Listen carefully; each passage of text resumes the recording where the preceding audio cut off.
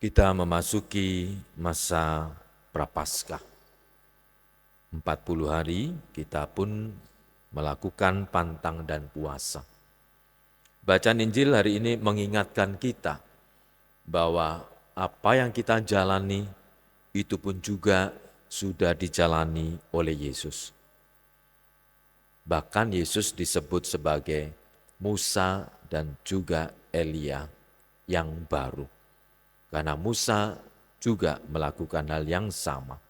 Elia pun juga yang sama. Padang gurun. Kalau kita mendengar padang gurun, padang pasir dan sebagainya, pasti muncul langsung atau yang kersang, yang kering, dan suasana yang tidak nyaman. Suasana yang tidak enak. Sama sekali tidak ada kehidupan di sana. Maka dikatakan Yesus di padang gurun 40 hari. Apa? Dicobai oleh iblis. Tetapi juga malaikat-malaikat ada bersama dia. Mau dikatakan selama 40 hari di padang gurun, Yesus pun juga diajak untuk memurnikan panggilannya, memurnikan perutusannya. Apakah ia akan berpihak pada si iblis atau tidak? Memang Injil tulisan Markus singkat padat. Tidak diurai cobaan itu apa saja. Tetapi mau dikatakan di padang gurun itu merupakan lokasi tempat pemurnian panggilan Yesus. Pemurnian misi Yesus. Apakah ia akan mengikuti Allah atau tidak? Saudara yang terkasih,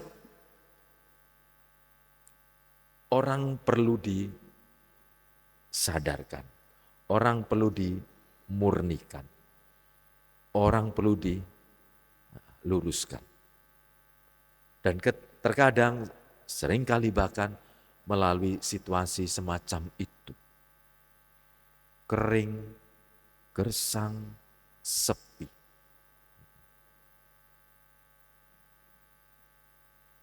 Kesepian, kegersangan juga menjadi sarana. Lagi-lagi sarana untuk melihat diri. Untuk memurnikan panggilan kita. Maka dikenal ada istilah desolasi, konsolasi. Konsolasio kegembiraan. Pengalaman iman yang menyenangkan, menggembirakan, menguatkan. Desolasio, kekeringan, kegersangan. Maka baik desolasi, konsolasi merupakan bagian proses pemurnian iman. Melalui desolasi, kering, kita pun juga disadarkan jati diri kita yang rapuh. Melalui konsolasi, kegembiraan, kita pun juga diingatkan bahwa Allah kita mencintai kita, mendampingi kita. Yesus berada dalam situasi itu untuk memurnikan perutusannya.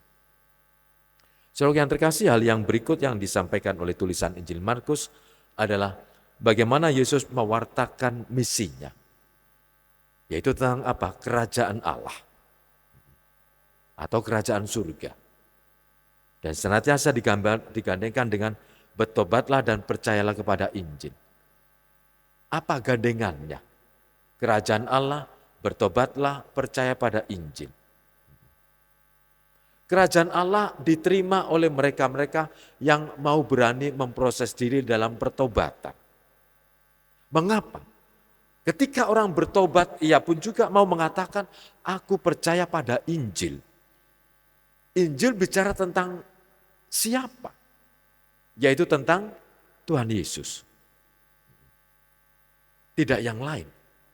Maka Injil bicara tentang Tuhan Yesus. Maka kalau aku percaya kepada Dia, maka aku pun juga mau bertobat. Sebaliknya begitu. Pertobatan wujud, aku percaya pada Dia. Injil, siapa Tuhan Yesus? Maka wujudku percaya pada Dia adalah bertobat.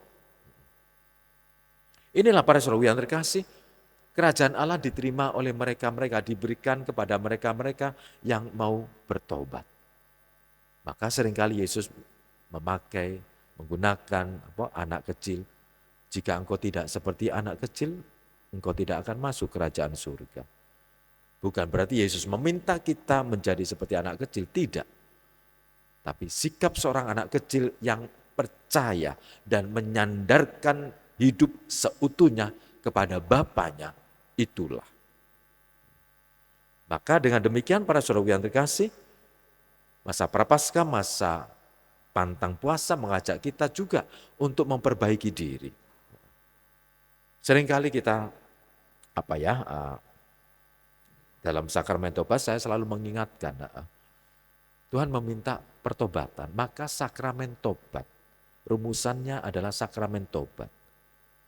Mau mengatakan apa? Iya, sadar kita salah, tapi sadar pula kita harus memperbaiki diri. Kalau kita mau mencintai Tuhan, maka kita bertobat. Ada apa dengan pertobatan? Karena dosa melukai hati Tuhan. Maka kalau engkau mencintai Tuhan, lakukan pertobatan. Kalau engkau tidak ingin melukai hati Tuhan, lakukan pertobatan. Kalau engkau membenci Tuhan, lakukan dosa, tidak usah bertobat. Maka pertobatan sebuah aksi, sebuah keputusan.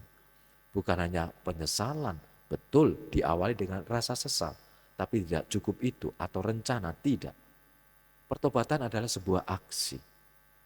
Maka kalau kita mengaku dosa dengan sekian atau ada 10, ada 11, bahkan 20, oke lah. Kalau kita mau bertobat serius karena ini sebuah tindakan, pilih 1 atau 2, perbaiki itu, hentikan itu. Maka sakramen tobat bukan pelaporan dosa, tidak. Tapi sadar kamu melakukan dosa, sadar pula kamu ambil keputusan mana yang tidak sudah aku stop. Jadi bukan laporan. Enggak. Selesai kemudian denda dosa, enggak. Tapi pertobatan sebuah aksi. Sebuah aksi. Maka pilih 1 atau 2, lakukan serius. Masa prapaskah ini aku akan melakukan ini. Ini tidak akan aku lakukan lagi. Jadi sungguh bukan laporan, enggak. Tuhan tidak ingin laporan. Tapi Tuhan ingin tindakan. Tobat sungguh atau tidak. Inilah para saudara yang terkasih, bagaimana kita menanggapi sabda Tuhan hari ini. Dan dalam bacaan kedua surat Rasul Petrus kita diingatkan akan baptisan. Bahwa melalui baptisan kita diberi anugerah Roh Kudus dan kita diangkat menjadi anak-anak Allah.